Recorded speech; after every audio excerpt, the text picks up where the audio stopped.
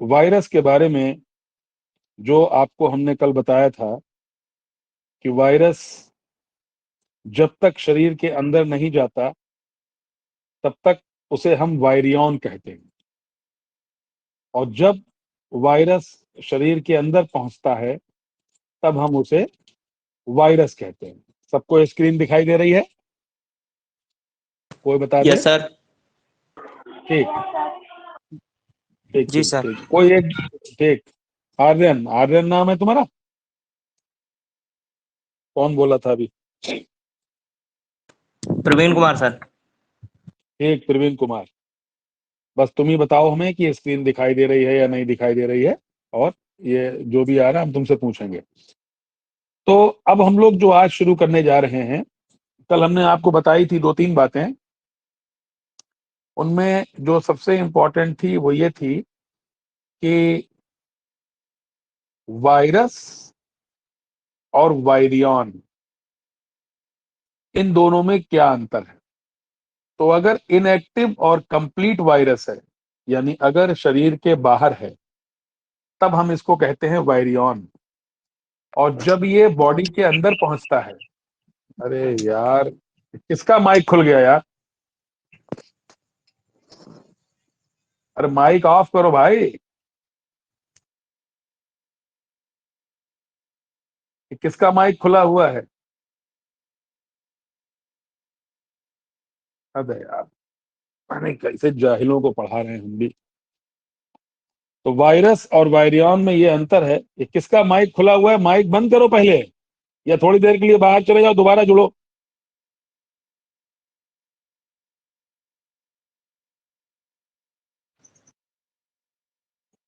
अरे माइक बंद करो भाई। किसका माइक खुला हुआ है? क्या यार, पता नहीं सर कैसे राखी जाहिलों को का पढ़ा। माइक खुला है। राखी,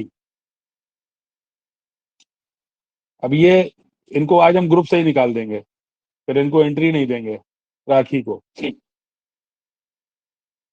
2 लोगों के माइक में प्रॉब्लम लगी मुझे आज, एक राखी और एक राहुल। इनको ग्रुप से ही हटा देंगे, इनको कोई जरूरत नहीं ऑनलाइन पढ़ने की, ऑफलाइन पढ़ना जब कॉलेज खुले तो वायरस और वायरियन में इतना फर्क है कि जब तक बॉडी के अंदर नहीं जाता है तब तक हम इसको वायरियन कहते हैं। इनएक्टिव, ये वायरस बॉडी के बाहर है, इनएक्टिव है, लेकिन कंप्लीट है, लेकिन बॉडी के अंदर नहीं है, लिविंग बॉडी के अंदर नहीं है, तब तक इसको हम वायरियन कहेंगे। और जब ये बॉडी के अंदर पहुंचेगा तब हम इसको वायरस कहेंगे। ठीक है? ये भी हम लोग जानते हैं कि सबसे पहला वायरस टीएमबी था, जिसको इवानोवस्की ने डिस्कवर किया था। उसके बाद बेजरिंक ने इसको वायरस नाम दिया। बेजरिंक ने ही इसको कॉन्टेजियम वाइवम फ्लूइडम कहा। बेजरिंक ने इसको क्या कहा था? Contagium vivum fluidum. ठीक, यानी कि living infectious fluid. Contagium vivum fluidum का मतलब होता है लिविंग इन्फेक्शियस फ्लूइड। ठीक, यानी एक ऐसा फ्लूइड जो दूसरे हेल्दी प्लांट्स को, हेल्दी एनिमल्स को बीमार कर देता है। अब देखिए, एक और टाइप है वायरस का जिसको हमने नाम दिया बैक्टीरियोफेज। इसको हम लोग खाली फेज भी बोल सकते हैं, बैक्टीरियोफेज वायरस। तो बैक्टीरियोफेज क्या है? ये एक वायरस है। और कैसा वायरस है? ये ऐसा वायरस है जिसको हम कहते हैं ईटर ऑफ बैक्टीरिया, यानी ये बैक्टीरिया को मार देता है। ये बैक्टीरिया को मारने वाला वायरस है, ध्यान रखिएगा। ये बैक्टीरिया को मारने वाला वायरस है, ये बैक्टीरिया को खा जाने वाला वायरस है। ये ऐसा वायरस है जो बैक्टीरिया को मार देता है, इसीलिए इसको कहते हैं वायरस ऑफ बैक्टीरिया या ईटर ऑफ बैक्टीरिया भी कहा जाता है। इसकी खोज ट्वार्ट एंड डी हेरल ने की थी। और इन वैज्ञानिकों ने बैक्टीरिया को किल करने वाले वायरस को बैक्टीरियोफेज कहा, जिसका अर्थ होता है ईटर ऑफ बैक्टीरिया। तो याद रखना, बैक्टीरियोफेज क्या है? ये एक वायरस है। कैसा वायरस है? जो बैक्टीरिया को मार देता है। ठीक। और ये आमतौर पे सभी बैक्टीरिया पर अटैक करते हैं। कोई सा भी बैक्टीरिया हो, कोई सा भी बैक्टीरिया हो, ये उस पर अटैक करते हैं। लेकिन चूंकि इनकी लाइफ साइकिल ई कोलाई नामक बैक्टीरिया पर खोजी गई थी, यानी ये वायरस जो है वो ई कोलाई पे बहुत अटैक करता था, इसीलिए इसको कॉलीफेज भी कहते हैं। ई कोलाई पर अटैक करता है, इसीलिए इस वायरस को का नाम कॉलीफेज भी इसको कहा गया। तो बैक्टीरियोफेज इसलिए क्योंकि ये बैक्टीरिया पे अटैक करता है, और कॉलीफेज इसलिए क्योंकि ये ई कोलाई पर अटैक करता है। आमतौर पर बैक्टीरियोफेज निम्न टाइप के होते हैं, T1 से और T7 तक। बैक्टीरिया में टेल होती है, टेल, पूंछ। तो T1 से T7 तक इनका टाइप होता है, यानी कि इनके अगर आप पूछें कि बैक्टीरियोफेज कितने टाइप के होते हैं, तो T1, T2, T3, T4, T5, T6, T7 type के होते हैं। तो T1, T3, T5 ये तो ऑड हो गए, T ऑड, और T2, T4, T6 ये T इवन, क्योंकि सम संख्याएं हैं तो T इवन बोल दिया, ऑड संख्याएं हैं तो T ऑड बोल दिया। ठीक।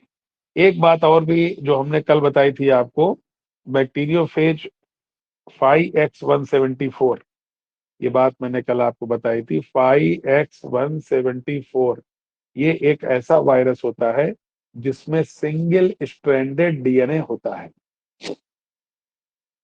सिंगल स्ट्रैंडेड डीएनए होता है। ठीक। तो कुछ बैक्टीरियोफेज तो टी फेज होते हैं, और एक और टाइप होता है बैक्टीरिया का, वायरुलेंट एंड टेम्परेट फेज। इसको समझ लो, ये बहुत इंपॉर्टेंट है। Virulent and temperate phase. तो वायरुलेंट और टेम्परेट के बीच में जो अंतर है उसको ऐसे समझ लो आप, कि मान लीजिए आपके दरवाजे पे किसी ने नॉक किया, आपके दरवाजे को किसी ने खटखटाया, और आप हैं बैक्टीरिया, और बाहर खड़ा है बैक्टीरियोफेज वायरस। आपने दरवाजा खोला, बैक्टीरियोफेज वायरस ने आपको देखते ही आपको मार दिया और घर पे कब्जा कर लिया। ये तो हुआ वायरुलेंट, वायरुलेंट, और ये प्रोसेस कहलाया लाइसिस। तो जो लाइसिस करे वो वायरुलेंट बैक्टीरियोफेज। पहला टाइप तो ये हुआ। तो वायरुलेंट का मतलब उग्र, खतरनाक, सेल वॉल को तुरंत तोड़ देने वाला, बैक्टीरिया की सेल वॉल को तोड़ देने वाला। ठीक। दूसरा देखो लिखा हुआ है टेम्परेट। अब आप कल्पना करो, आप बैक्टीरिया हैं, आपने दरवाजा खोला, सामने बैक्टीरियोफेज है। ये वायरुलेंट नहीं है, ये टेम्परेट है। ये घर के अंदर आया, आपसे दोस्ती की, आपके साथ उठा बैठा, 1 महीना 2 महीना साल भर तक आपके साथ रहा, और उसके बाद आपको मारा। ये कहलाता है टेम्परेट, और ये प्रोसेस कहलाता है लाइसोजेनी। तो जो बैक्टीरियोफेज वायरस बैक्टीरिया को तुरंत मार दे वो बैक्टीरियोफेज कहलाते हैं वायरुलेंट, और जो बैक्टीरियोफेज वायरस बैक्टीरिया की सेल के अंदर पहुंच के बैक्टीरिया के डीएनए से एसोसिएट हो जाते हैं, अपने डीएनए को बैक्टीरिया के डीएनए में अटैच कर देते हैं और उसके साथ मल्टीप्लाई करते हैं, वो कहलाते हैं टेम्परेट फेज। तो देखो, इसमें लिखा है टेम्परेट फेज। इसमें फेज का डीएनए यानी वायरस का डीएनए बैक्टीरिया के डीएनए से अटैच हो जाता है, और बैक्टीरिया के डीएनए के साथ साथ रेप्लिकेट करता है, इसे लाइसोजनी कहते हैं, और ऐसे फेज टेम्परेट फेज कहलाते हैं। नंबर 2 पे है वायरुलेंट फेज। ये वायरस बैक्टीरिया के डीएनए की लाइसिस कर देते हैं, और ये फेज वायरुलेंट कहलाते हैं, और इस प्रोसेस को लाइसिस कहते हैं।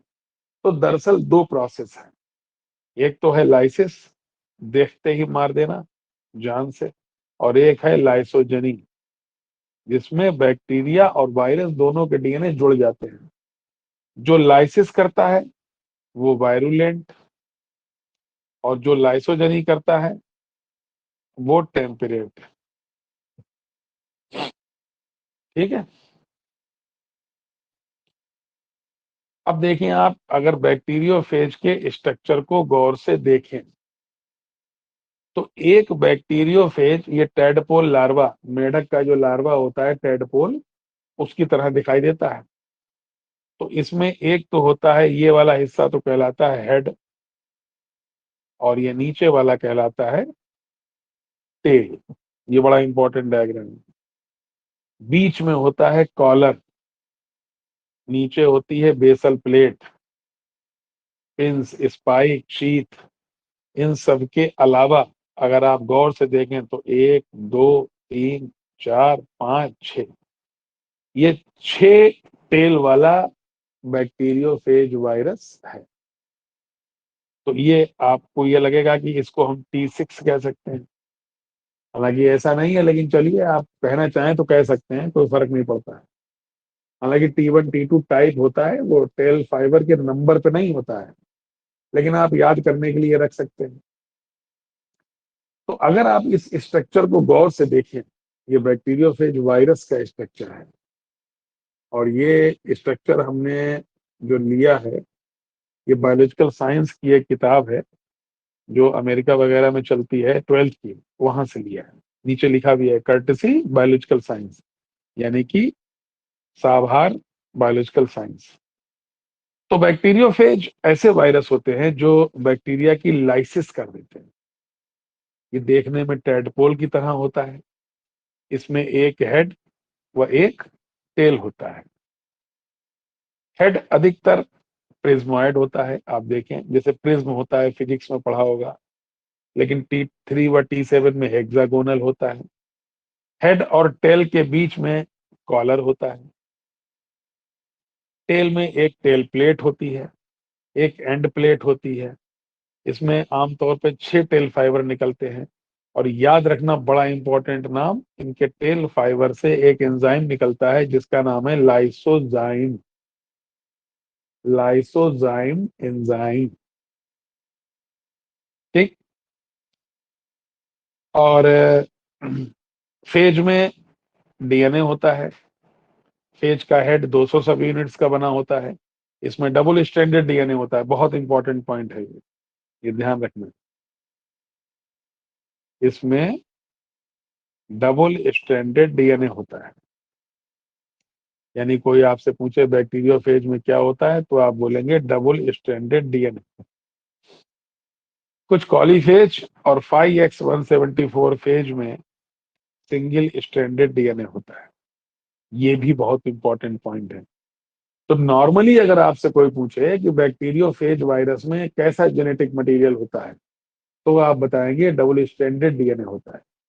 लेकिन अगर कोई आपसे पूछे 5X174 में या कॉलीफेज में कैसा होता है, तो आप बताएंगे सिंगल स्ट्रैंडेड डीएनए होता है, और ये रेप्लिकेशन कर सकता है। तो जो रेप्लिकेशन करता है, यानी कि इसका एक ही काम है, दिमाग में अपने बैठा लो अच्छे से, क्या काम है? ये है बैक्टीरिया की सेल, और ये है बैक्टीरिया का डीएनए। ठीक। और ये है हमारा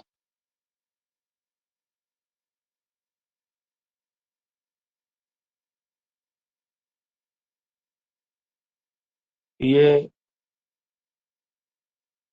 है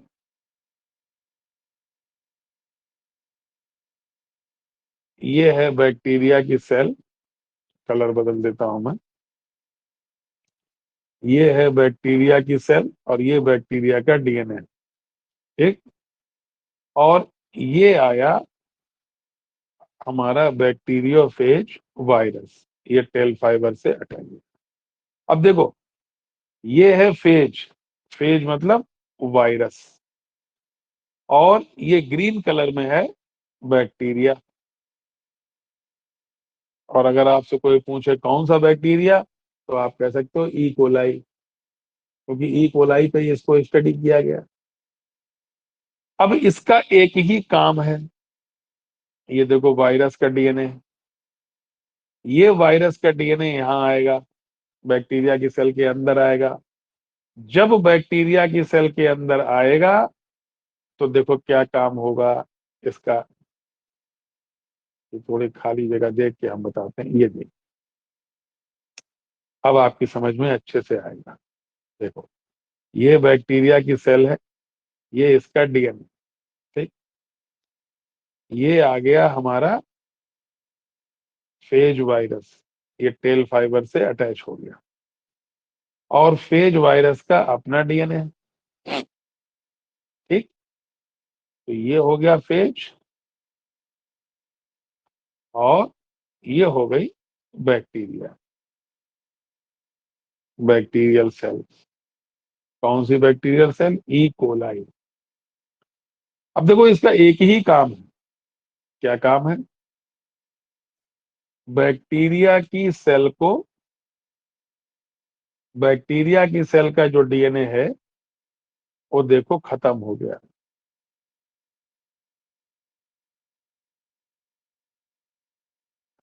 ये बैक्टीरिया का डीएनए अंदर आ गया था, वायरस का डीएनए बैक्टीरिया सेल के अंदर आ गया था। अब बताओ मुझे प्रवीण कुमार, बैक्टीरिया की सेल में जो बैक्टीरिया का अपना डीएनए था, ग्रीन वाला, ये वाला डीएनए, बैक्टीरिया का डीएनए, वो यस कहाँ सर। गया? वो कहाँ? उसे सर इसने, वायरस ने उसे सर खत्म कर दिया। हाँ ठीक, वायरस ने उसे खत्म कर दिया। अब इस समय बैक्टीरिया की सेल के अंदर क्या दिखाई दे रहा है आपको? सर वायरस का डीएनए। कितने? आप गौर करो, तो वायरस का डीएनए, वायरस का कितने डीएनए अंदर आए थे? ये देखो, आया, एक आया था सर। और यहां पर कितने दिखाई दे रहे हैं अब? यहाँ पर सर बहुत सारे दिखाई दे रहे हैं। यानी वायरस के डीएनए ने अपना मल्टीप्लिकेशन कर दिया ना, अपना गुणन कर यस सर। दिया ना, अपनी संख्या बढ़ा ली। Yes sir. तो अपनी संख्या बढ़ाने के लिए इसको चाहिए बहुत सारी चीजें, एंजाइम चाहिए, कोएंजाइम चाहिए, एनर्जी चाहिए। किसकी इस्तेमाल कर रहा है ये? सर ये इकोलाई वायरस की, ई बैक्टीरिया की। Coli, but E coli bacteria की। इसी को कहा यस सर। गया ऑटो ऑटो कैटालिटिक प्रॉपर्टी, जो हमने कल बताई थी आपको। इसी प्रकार से वायरस हमारे शरीर में आता है, हमारी एंजाइम मशीनरी को लेके अपनी संख्या बढ़ाता है। और ये हम आपको बता रहे हैं वायरुलेंट वायरुलेंट वायरस के, वायरुलेंट फेज। घुसा, घुसते ही बैक्टीरिया का डीएनए मार दिया और अपने डीएनए को मल्टीप्लाई कर दिया, ठीक। इसको बोलते हैं replication of virulent phase virus, या वायरस की लाइफ साइकिल। यानी अगर कोई आपसे पूछे कि वायरस की लाइफ साइकिल बताइए, तो लाइफ साइकिल को दूसरा नाम क्या है? Lytic cycle. लिटिक साइकिल क्यों? क्योंकि वायरस बैक्टीरिया की लाइसिस कर देता है, इसलिए इस साइकिल को लिटिक साइकिल कहते हैं। तो देखिए आप, अब हम आपको लिटिक साइकिल पढ़ाने जा रहे हैं, और लिटिक साइकिल में कुछ नहीं होगा, सिर्फ इतना होगा कि वायरस जो है बैक्टीरिया के पास आएगा, अपने डीएनए को अंदर भेजेगा, अंदर भेज के बैक्टीरिया के डीएनए को समाप्त करेगा, अपनी संख्या बढ़ाएगा, अपना प्रोटीन बनाएगा, और बैक्टीरिया की सेल को तोड़ के बाहर आ जाएगा। जैसे कोई यूं समझ लो एक वायरस आपके घर में घुसा, उसने आपको मारा, आपकी सारा सब कुछ तबाह कर दिया, अपनी संख्या 1 से 1000 कर ली और चलता चला गया और सामने की पीछे की दीवार तोड़ी और तोड़ के बाहर निकल गया। तो तुम्हें भी मार दिया, तुम्हारा घर भी तहस नहस कर दिया, अपनी संख्या भी बढ़ा दी और बाहर निकल गया। This is lytic cycle. कैसे करता है ये, अब आप देखिए, बस देखिए आप, बहुत गौर से देखो। अगर आप गौर से देखें तो ये है, यूं समझ लो ये बैक्टीरिया की सेल है, ऐसे समझ लो। ये सरफेस है बैक्टीरिया की, ये बैक्टीरिया की सरफेस है। ये आया हमारा बैक्टीरियोफेज यानी कि वायरस। ठीक, सबसे पहले ये वायरस आया और आने के बाद अगर आप गौर से देखो तो ये इसने अपना डीएनए अंदर रिलीज कर दिया।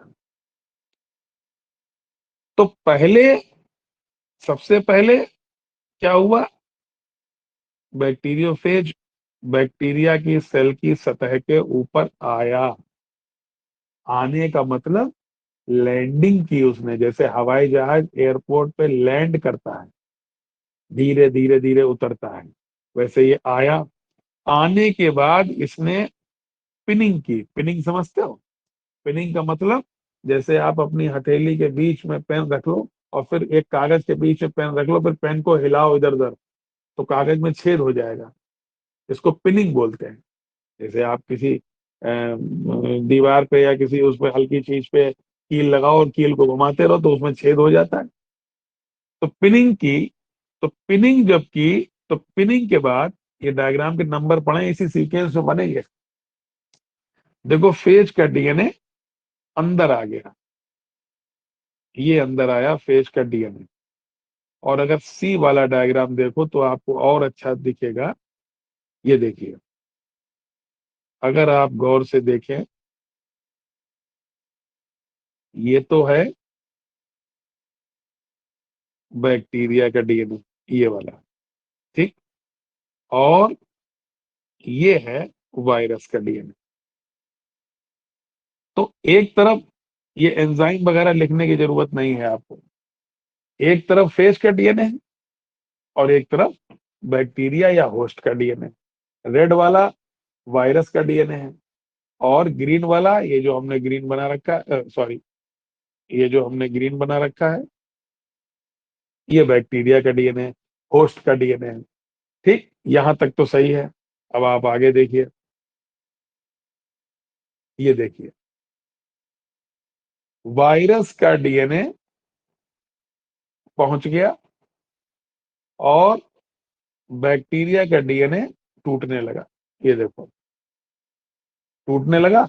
प्रवीण कुमार दिखाई दे रहा है? Yes sir. ठीक, टूटने लगा। अब आप देखें, अब आप इस डायग्राम को देखें, यहां पर आपको सिर्फ वायरस का डीएनए दिखाई दे रहा है, रेड वाला। क्या यहाँ बैक्टीरिया का डीएनए कहीं है? No sir. नहीं है, यानी बैक्टीरिया का डीएनए खत्म।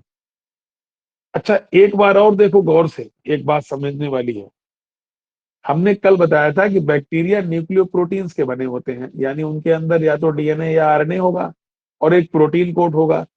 अगर आप गौर से देख करके मुझे बताओ कि जब वायरस ने बैक्टीरिया पे अटैक किया तो वायरस ने अपनी कौन सी चीज अंदर भेजी? डीएनए या आरएनए भेजा या प्रोटीन कोड भेजा? डीएनए भेजा सर। और प्रोटीन कोड बाहर रह गया।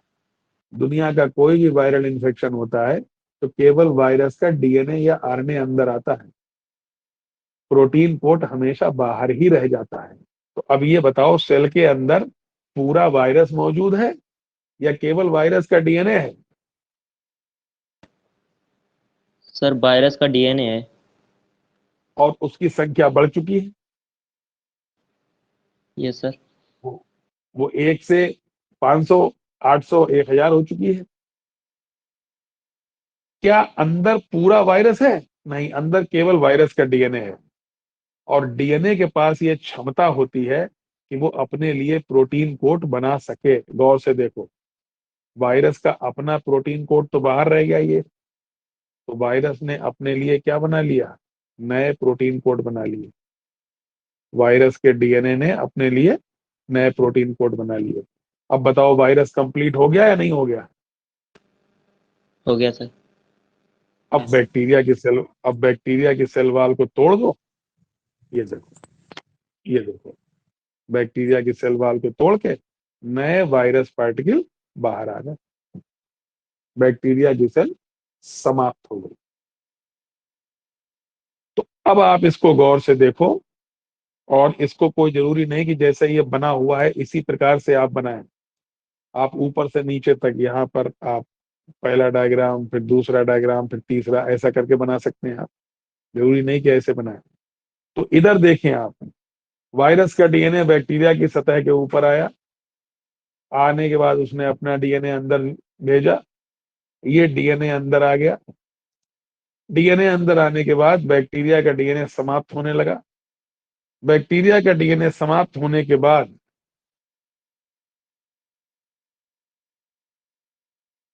बैक्टीरिया का डीएनए समाप्त होने के बाद वायरस के डीएनए ने मल्टीप्लाई किया, अपनी संख्या बढ़ाई।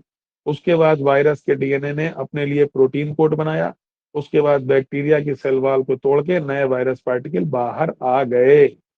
This is called life cycle of bacteriophage virus, और इसी को लिटिक साइकिल भी कहते हैं। अब मुझे बताओ कि इस पूरी लाइफ साइकिल में कोई ऐसी बात जो किसी की समझ में ना आई हो, या उसे लगता है कि हमको पूछना चाहिए सर से। बताओ भाई, नम्रता वाजपेयी, आप मौजूद हैं?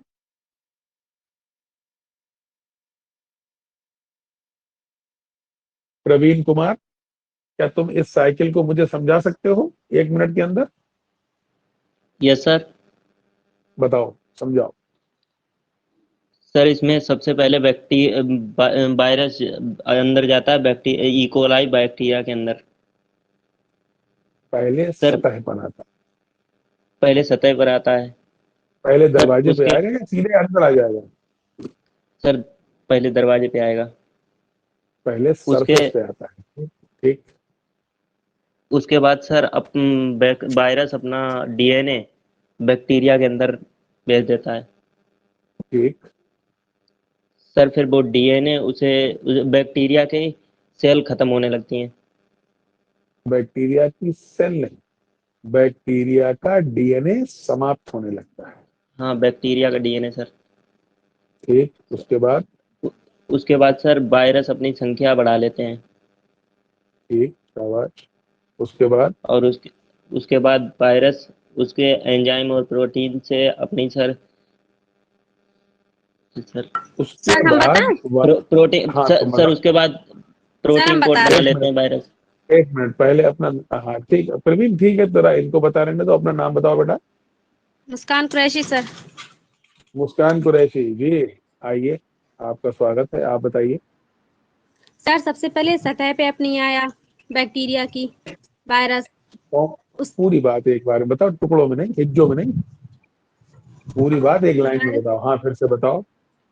पहले वायरस सतह पे आया। सतह पे जाने के बाद इसने अपने अंदर गया बैक्टीरिया के अंदर हम्म, जाने के बाद इसने बैक्टीरिया को तोड़ना शुरू कर दिया। बैक्टीरिया जब ये टूटे, हम्म, बैक्टीरिया का डीएनए इसने तोड़ना शुरू किया। बैक्टीरिया का डीएनए तोड़ने के बाद इसने अपने डीएनए का गुणन करने लगा। ये डीएनए का ठीक। गुणन करने के बाद इसने अपने प्रोटीन की संख्या बढ़ाई। प्रोटीन की संख्या जब इसकी बढ़ गई, तब ये बैक्टीरिया की दूसरी साइड से बाहर चला गया। अच्छा, चलो ठीक। और कोई बताना चाहता है इस लाइफ साइकिल को? Sir, I can explain this cycle. हाँ, sure. What is your good name? Sir Rizwan नहीं, सिंह। Priyanshi Gupta. बताओ. 1 मिनट प्रियांशी, 1 मिनट, बाकी सब लोग माइक ऑफ करो अपना। सभी लोग माइक ऑफ करो, सब लोग माइक ऑफ करो, माइक ऑफ करो, माइक ऑफ करो, माइक ऑफ करो। किसका माइक खुला हुआ है भाई? सर मेरा प्रियांशु गुप्ता। हाँ प्रियांशु गुप्ता, आप तुम बताओ। सर सबसे पहले वायरस बैक्टीरिया सेल की सरफेस पर आता है और फिर सर पिनिंग करके अपने डीएनए को रिलीज करता है बैक्टीरिया सेल के अंदर, और फिर वायरस बैक्टीरिया सेल के डीएनए को सर नष्ट कर देता है, मतलब खत्म कर देता है, और फिर उसके बाद वो अपनी मतलब कॉपी करने लगता है रेप्लिकेशन करके, और सर वो अपनी मतलब संख्या बढ़ा लेता है, और संख्या बढ़ाने के बाद वो बैक्टीरियल सेल की मतलब वो कैप्सिड का निर्माण भी कर लेता है, प्रोटीन हाँ, मतलब उसकी, बिल्कुल और सही, फिर वो सर बिल्कुल सही। और फिर वो बैक्टीरियल सेल की सेल वॉल को तोड़ के सर वो बाहर आ जाता है और न्यू फेज वायरस तैयार हो जाता है। नए वायरस, ठीक। माइक ऑफ करो अपना, माइक ऑफ करो, माइक ऑफ करो, ठीक। तो अब देखिए यहाँ पर जितनी चीज बनी हुई है, फिर से एक बार मैं बता देता हूं ताकि तुम लोग समझ लो। सबसे पहले वायरस बैक्टीरिया की सतह पर आता है, पिनिंग के द्वारा अपने डीएनए को अंदर भेज देता है, फिर वायरस का डीएनए बैक्टीरिया के अंदर आ जाता है, सी। फिर वायरस का डीएनए जब अंदर आ जाता है तो बैक्टीरिया का डीएनए समाप्त होने लगता है, डायग्राम डी। फिर वायरस का डीएनए मल्टीप्लाई करके अपनी संख्या बढ़ाता है, डायग्राम ई। फिर वायरस का डीएनए अपने लिए कैप्सिड यानी प्रोटीन कोट का निर्माण करता है, डायग्राम एफ। और अब वायरस कंप्लीट हो जाता है। उसके बाद वायरस बैक्टीरिया सेल की लाइसिस कर देता है।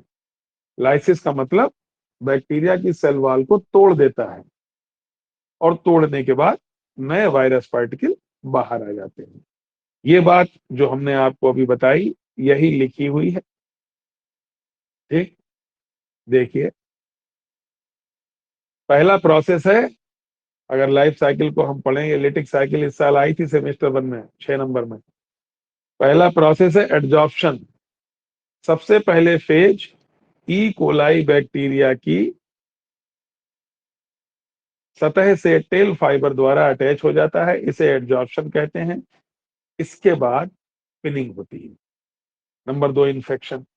पिनिंग के बाद टेल फाइबर में प्रेजेंट लाइसोजाइम, जो एंजाइम अभी हमने बताया था, वो ई कोलाई की सेल वॉल को तोड़ देता है। फेज का कैप्सिड बाहर रह जाता है जिसे घोस्ट कहते हैं, जबकि डीएनए अंदर पहुंच जाता है। एक्लिप्स। फेज का डीएनए बैक्टीरिया की एंजाइम मशीनरी को अपने कंट्रोल में ले लेता है, इसे ऑटोकैटालिसिस कहते हैं।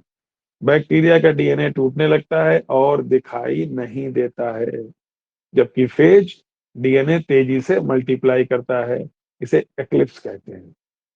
ये वाला जो डायग्राम है, ये ई वाला, इसमें आप गौर से देखोगे तो बैक्टीरिया का डीएनए कहीं नहीं दिखाई देगा, और वायरस का डीएनए मल्टीप्लाई कर रहा होता है, इसलिए भी वो दिखाई कम देता है। तो इसे कहते हैं एक्लिप्स, ग्रहण। मैचुरेशन।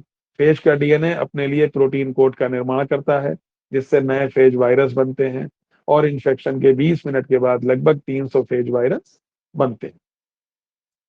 उसके बाद लाइसिस।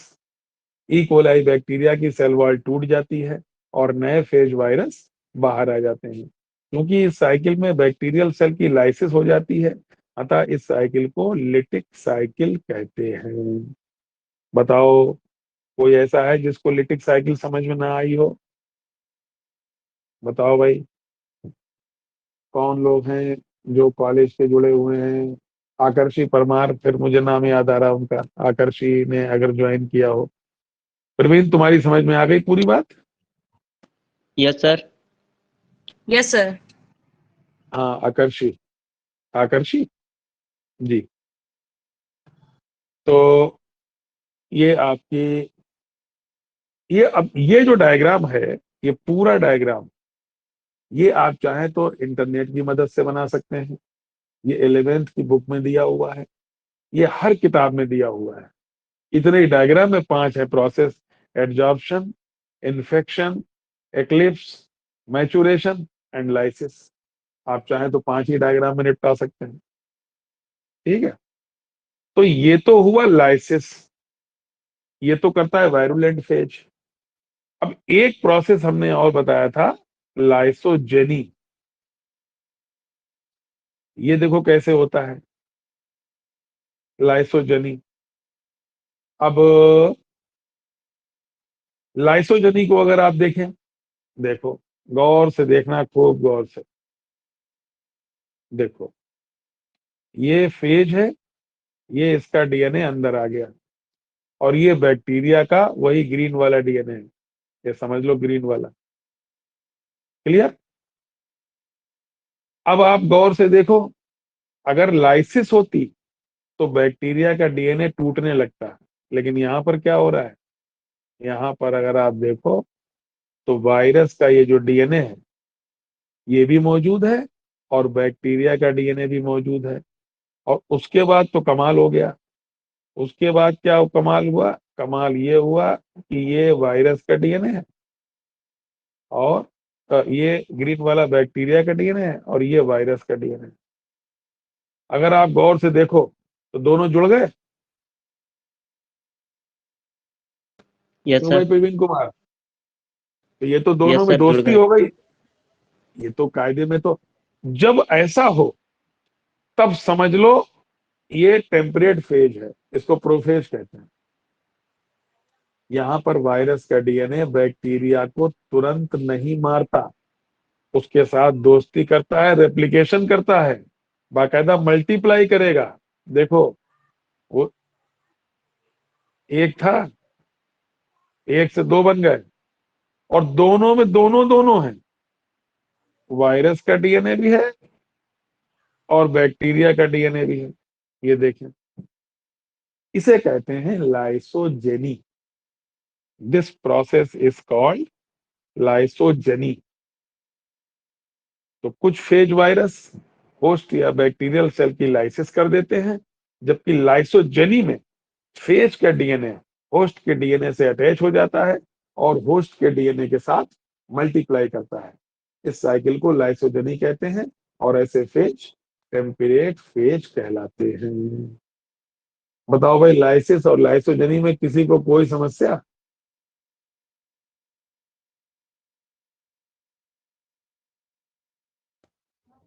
बताओ भाई प्रवीण कुमार। सर क्या ये कभी इसको खत्म नहीं करता है, बैक्टीरिया को, वायरस?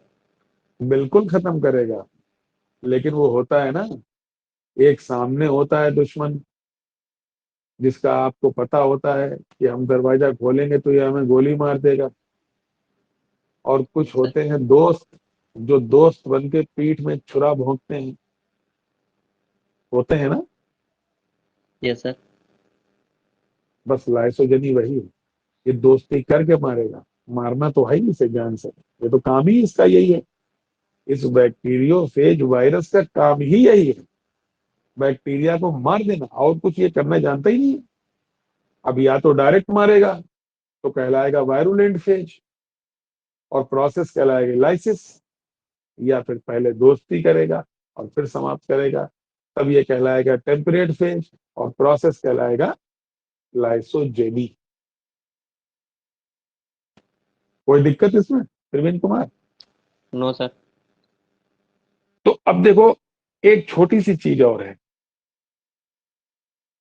अब वो खत्म हो गया, बैक्टीरियोफेज भी खत्म हो गया, लाइसिस भी खत्म हो गया, लाइसोजेनी भी। एक नाम और है वायरॉइड।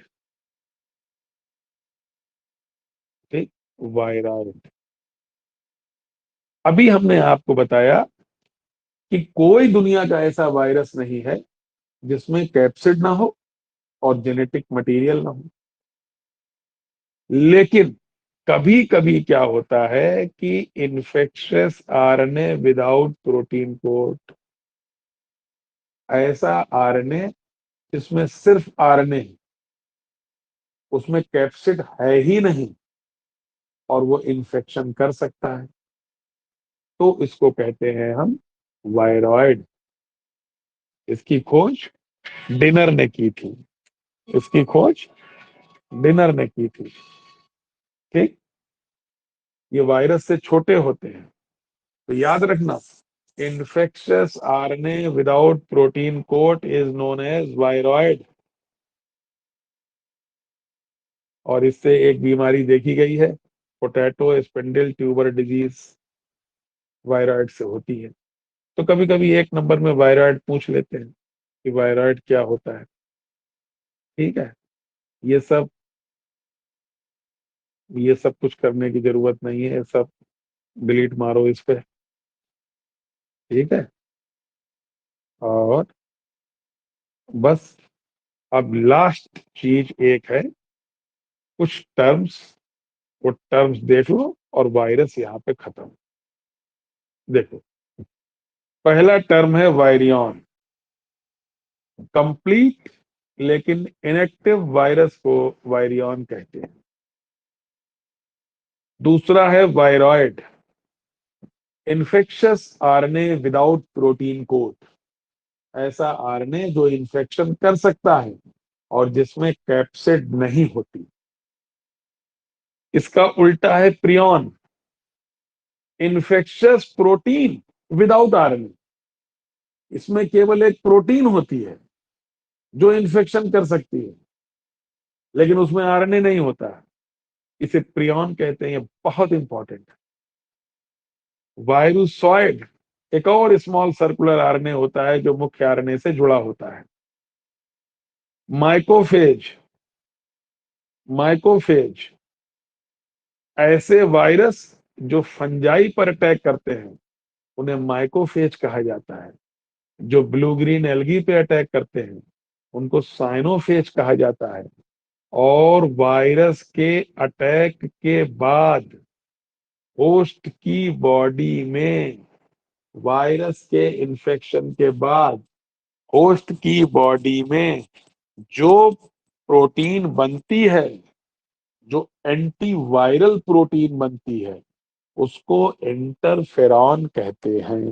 जैसे हमारे शरीर में वायरस पहुंचा तो हमारा शरीर लड़ने के लिए एक प्रोटीन बनाएगा, तो उस वायरस से लड़ने के लिए जो हमारे शरीर में प्रोटीन बनेगी उसको हम एंटीवायरल प्रोटीन कहते हैं। इंटरफेरॉन उसका नाम है। This is all about virus. Virus आज खत्म। वायरस में आपको कोई भी दिक्कत हो तो आप मुझे बताएं।